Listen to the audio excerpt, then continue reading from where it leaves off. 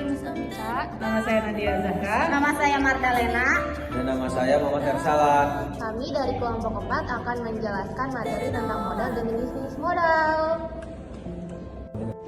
Modal adalah dana yang bisa digunakan sebagai induk atau pokok untuk berbisnis, melepas uang, dan sebagainya. Dalam arti lain, modal adalah harta benda atau bisa juga berupa dana, barang, dan sebagainya yang dapat dimanfaatkan untuk menghasilkan sesuatu yang dapat menambah kekayaan dan keuntungan.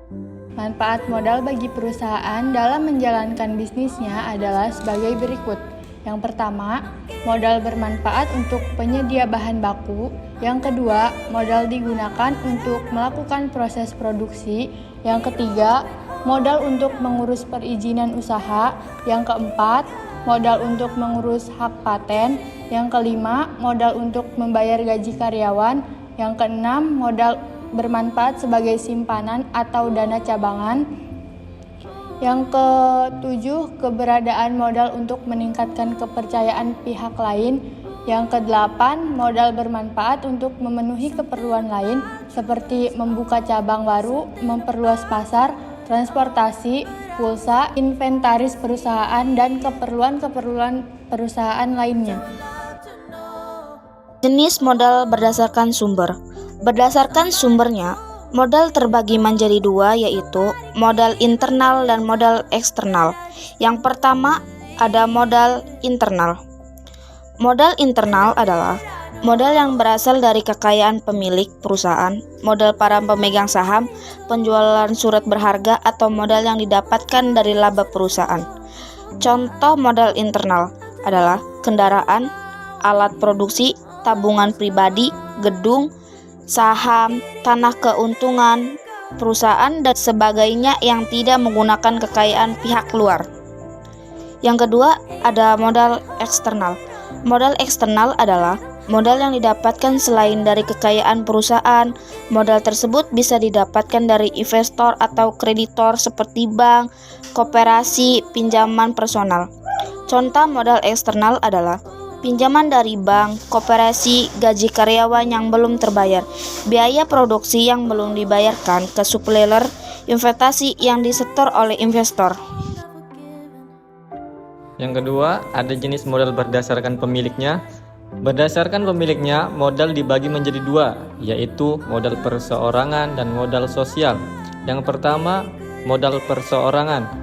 Modal jenis ini merupakan modal yang berasal dari seseorang. Kelebihan dari modal perseorangan yaitu memudahkan berbagai aktivitas bisnis dan memberikan profit yang optimal kepada pemiliknya.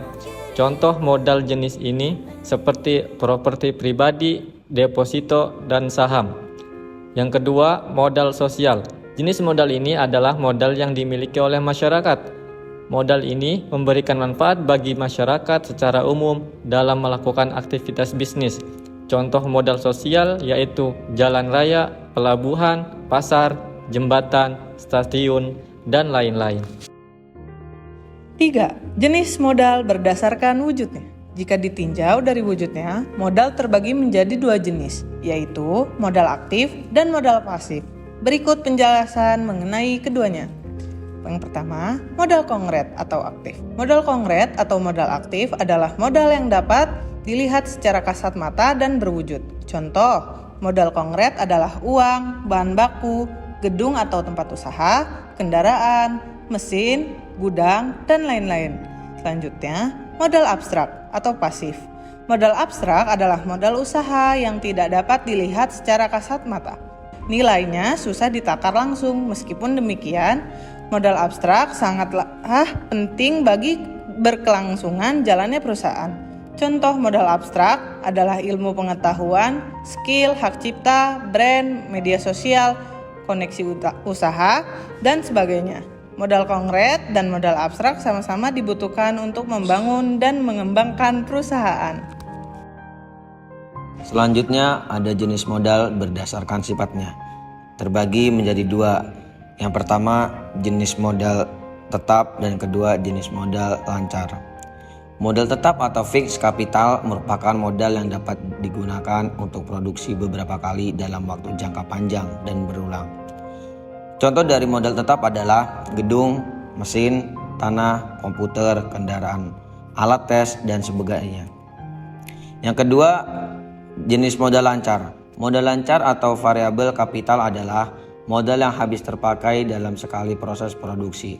Contoh dari modal lancar adalah bahan baku, bahan bakar, alat sekali pakai, dan sebagainya.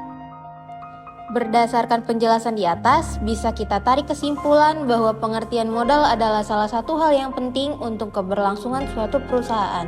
Setiap bentuk perusahaan pasti memerlukan modal, baik itu bentuk uang, sarana, dan prasarana. Baik itu pengetahuan juga dan keterampilan, legalitas, dan modal lainnya untuk bisa menjalankan operasional perusahaannya dengan baik.